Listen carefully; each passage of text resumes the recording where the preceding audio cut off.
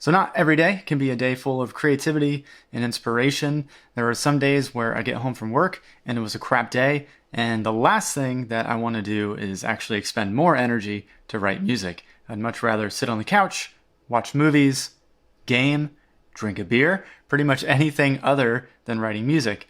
But I have found that there are a few things that I have done that at least help me to get out of that rut. The first thing is to just passively listen to a song. Just sit on your couch, pull out your phone, and just listen to a song that you like. And you don't have to analyze it or do anything crazy. Just the main reason you're doing this is just to get yourself out of that funk that you're in, so that maybe you can start to be a little bit more creative. And then, if you're feeling up for it, then try some active listening. So if you listen to a song and you're like, okay, I'm feeling pretty good now, then listen to something else. Maybe it's something new, or maybe another song that you like, and try to maybe pick apart some things that you like. Maybe it's an instrument choice, maybe the lyrics you really like, or some vocal melody. Maybe it's just something global, like how the song makes you feel. It doesn't really matter, but just try to be a little more active in your listening so that you can pick apart things that you like that maybe you could try in a song of yours. Now, those past couple things can actually be amplified if you go for a walk. Now, I get it. You've had a bad day at work. Probably one of the other last things you want to do is expend energy and walk around. But I'm not saying you have to go for miles, but maybe try 5-10 minutes, just walk around the block. And that gets your brain just to be more active so that when you are listening to music, you'll be, at least for me when I do that, I'm a little bit more in tune with what I'm listening to and can better pick apart things that I like that I can implement in my own music. One other thing to try is just scroll through sounds on Splice. If you don't already have a Splice account, then definitely invest in that, because it is a game changer as far as getting sounds for your music. But anyway, go through Splice and find new sounds to tinker with.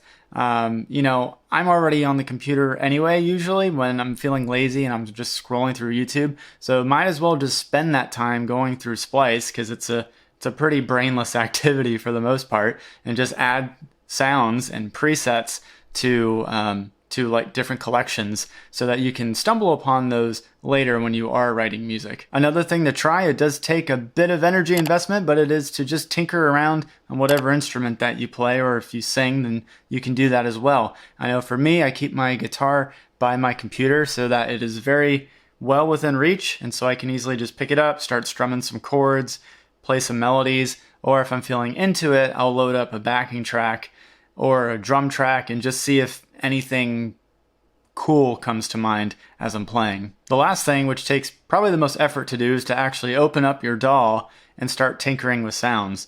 But it's important that when you do this, don't have the intent of writing a song, because that, at least for me, stops me in my tracks. It's a very daunting task to just start writing a song from scratch. So if you go in and you just have the intent of, hey, I'm just going to tinker with some sounds, see what I like, what I don't like, and that way you can just have maybe some starting ideas on things that you can implement in future music. Now, for me, I hate sound design. If that's your thing, you can also tinker with some sound design stuff, but I'm much more apt to just go through presets within the VST or download some presets through Splice. But the most important thing is that you have to at least try something, because it's going to take effort to do anything that I listed, or to do maybe some things that you've tried in the past that have worked. But if you do nothing, then that compounds for the next time. So the next time that you have a rough day or you're not feeling super inspired, you're going to be much more likely to do nothing, because you have to train yourself to do hard things. All of these things that I listed have varying levels of difficulty to do. At least it takes some mental energy to perform. And that's why it's probably easiest just to listen to a song that you like. And then if you're kind of gelling with that, then proceed to some of the other things that I talked about. And that at least will, the more you do that, and the more you do those difficult things, it's going to be so much easier to get out of future ruts that you're in. So give that a try. And I'm curious, are there things that you have tried in the past that help you get out of a creative rut? And if so, what are they? Put them in the comments below. All right, I hope that you enjoyed this video, and I'll see you in the next one. Take care.